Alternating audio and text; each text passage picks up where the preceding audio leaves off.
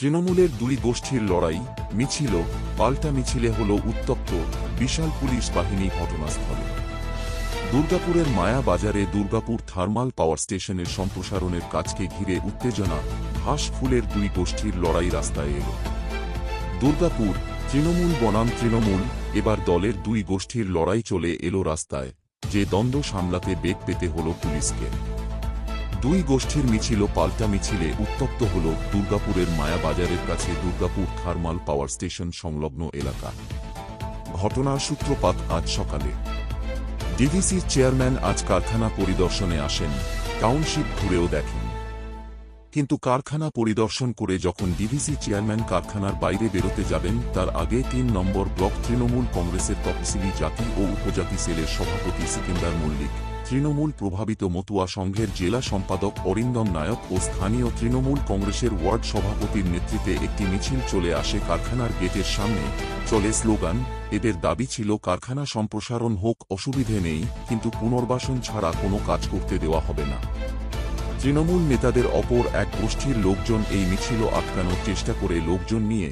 এদের দাবি ছিল আগে কারখানা হোক, তারপর পুনর্বাসন হবে, কিন্তু কোনো মতে তারা এই বিনিয়োগ সরিয়ে নিতে দেওয়া যাবে না। যারা এই চক্রান্ত করছে তাদের বিরুদ্ধে রুখে দাঁড়ানোর হুঁশিয়ারি দেন তাঁরা। বর্ধমান দুর্গাপুরের তৃণমূল সাংসদ কীর্তি আজাদকেও হুঁশিয়ারি দেন এই তৃণমূল কর্মীরা। অহেতুক কেন বস্তি উচ্ছেদ এর প্রতিরোধের ছুতোয় দলেরই কিছু কর্মী নেতাকে মদত কেন দিচ্ছেন সাংসদ, সেই প্রশ্ন তোলেন এরা। মিছিল পাল্টা মিছিলের মাঝে পড়ে পুলিশ পরিস্থিতি সামাল দেওয়ার চেষ্টা করেন, কিন্তু পুলিশকে ঘিরে ধরেও ক্ষোভ প্রকাশ করতে থাকেন তৃণমূলের এক গোষ্ঠী, যারা বস্তি উচ্ছেদের প্রতিবাদ করতে এসেছিলেন। একটা সময় রাস্তার দুপাশে দুই গোষ্ঠীর মিছিল এসে পড়ে, চলে উত্তপ্ত বাক্য বিনিময়। সব মিলিয়ে গোটা ঘটনায় টানটান উত্তেজনা ছড়িয়ে পড়ে দুর্গাপুরের মায়া বাজারে কারখানা সংলগ্ন এলাকায়।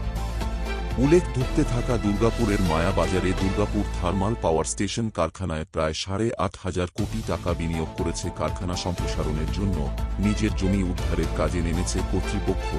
এরই মাঝে আজ ডিভিসি চেয়ারম্যান কারখানা সম্প্রসারণের কাজ দেখতে আসেন। এরই মধ্যে তৃণমূলের দুই গোষ্ঠীর অন্দরের দ্বন্দ্বতে উত্তেজনা দুর্গাপুরে। তাহলে কি শিল্প বিরোধী তকমা মুছবে না তৃণমূলের গা থেকে? যেখানে শিল্পের বন্ধা পরিবেশে বিদ্ধ এই বাংলা, সেখানে কেন্দ্রীয় সরকারের বিনিয়োগের জেরে শিল্পের বন্ধ দশা কাটতে চলেছে দুর্গাপুরে। আর সেখানে তৃণমূলের দুই গোষ্ঠীর দ্বন্দ্বের জেরে এখন সামনের দিনে কি অবস্থা হবে শিল্পের, সেটাই দেখার বিষয়। তৃণমূলের দ্বন্দ্বের জেরে সমালোচনা সুর বিরোধীদের গলাতে। এখন জঙ্গি আন্দোলন কোন পথে যায়, সেটাই দেখার বিষয়। বিক্ষোভ কিসের জন্য করছেন? আমরা এখানে প্ল্যান্টের দাবিতে করছি, কারণ এই প্ল্যান্টটা আমরা ১৯৫৬ সালে এখানে জমি দিয়েছিলাম। আমাদের এখানে অনেকেই আছে এখনো চাকরি পায়নি, এবং যে লোকগুলো দেখছেন এই লোকগুলো কাটিংয়ের পর সম্পূর্ণ বসে যাবে। প্রায় ৩ থেকে ৪ হাজার লোক এখানে কাজ করে। এবারে এদের দায়িত্বটা কে নেবে? মমতা ব্যানার্জি যেখানে বলছে যে না আমরা সরকারি জায়গায় কাউকে করবো না, এফোর্ট করবো না, উঠিয়ে দিতে হবে, সেখানে একটা ৮০০ মেগাওয়াটের প্রায় ১০,০০০ কোটি টাকার একটা বিজনেস আসছে। এখানে একটা নোংরা রাজনীতি চলছে। তারা করছে এটা বিজেপি আর কিছু তৃণমূলের ওই ধান্দাবাজ যারা আছে তারা করছে। ওই সিকেন্দার মল্লিক আর কি আরেকজনকে এসছে। তো আপনাদের দলের পদে আছে? দলের পদে আছে, কিন্তু ওর অনেক কাহিনী আছে, আপনারা ঘেটে দেখুন। তো আপনারা কেন বলছেন না? বলা হয়েছে, বারংবার বলা হয়েছে। দলের নেতৃত্ব শুনছেন? সবই শুনবে, আস্তে আস্তে হবে। এবারে গ্রাম থেকে প্রতিরোধ করছে, কারণ আমরা প্ল্যানটা আমাদের চাই যে কোনো মূল্যে। একদম প্ল্যান্ট বাঁচানোর জন্য। হ্যাঁ, চেয়ারম্যান সাহেব এসছে। আপনারা জানেন যে প্রথম হচ্ছে অন্ন, বস্ত্র, বাসস্থান। কোথাও শুনেছেন যে বাসস্থান, বস্ত্র, তারপরে অন্ন? তাহলে অন্য যদি জোগাড় করতে হয় আমাকে, তাহলে চাষ করতে হবে। এটা কি সেই চাষের জমি আমরা এখানে দিয়েছিলাম, চাষের জমি চলে গেছে, তাহলে আমাদের কারখানায় কাজ করতে হবে অন্যের জোগাড়ের জন্য। অন্য যখন জোগাড় হবে তখন বাসস্থান হবে। এবং চেয়ারম্যান সাহেব তো নিজে বলেছে যে আমরা উপর মহলে কথাবার্তা বলছি, যদি রাজ্য সরকার, কেন্দ্র সরকার কিছু দেওয়া যায় সেটা ওরা চিন্তা ভাবনা করছে। এটা কি শিল্প তাড়াতে চাইছে? এরা শিল্প তাড়াতে চাইছে, এদের কিছু ধান্দা আছে। আর আমরা শিল্পের পক্ষে আছি। দুজনেই তৃণমূল করে? দুজনেই তৃণমূল করে না, সবাই তৃণমূল করে না। এদের সঙ্গে কিছু বিজেপির আশ্রিত কিছু ঢুকে আছে। আজকে কি ওরা মিছিল করে এসছে বস্তিবাসীরা? ওরা এসেছিল কিছু ডিস্টারবেন্স করতে এখানে কাজের। আপনার আটকে দিই? হ্যাঁ, আমাদের এখানে কাজ বন্ধ করা যাবে না। ওরা অ্যাকচুয়ালি কাজ বন্ধ করতে এসেছিল, কিন্তু এই ছেলেদের হাজিরিটা কে দেবে, সেটা আমরা বন্ধ হতে দেবো না। আপনারা কোন দল করেন? আমরা টিএমসি করি, এবং আমরা এখানে দুটো আছে, ব্লেজ ইউনিয়ন আছে 5টা গ্রাম, অঙ্গদপুর, উজ্জুলপুর, রাতুরিয়া এবং সুকান্তপল্লীপুর। আমার নাম বিবাস সাহেব। এখানটা নতুন পাওয়ার প্ল্যান্ট হবে, আমরা খুব উৎসাহিত। যেখানে এটা ৮০০ মেগাওয়াটের পাওয়ার প্ল্যান্ট হবে, তখন অনেক লোকের রুজিরুটি হবে।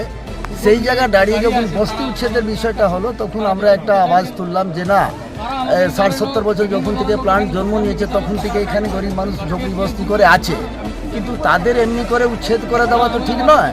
তাদের সমর্থনে আমরা একটু আন্দোলনে নামলাম যে না, তাদের পুনর্বাসনের একটা ব্যবস্থা করো। তৃণমূল তো আমরা তৃণমূল party। যারা ওখানে আছে ওই কার্ডে তারা কারা? তারা শ্রমিক আছে, তৃণমূল আছে। হ্যাঁ নিশ্চয়ই আছে, বিভিন্ন ধরনের কি তারা। বলবেন তাদের? আপনাদের স্লোগান করছে তারা। না দেখুন, তারা স্লোগান করছে, তারা চাইছে যে প্লান্ট হোক, আমাদের চাকরি বিষয় আছে, তাদের বিরুদ্ধে আমরা নয়।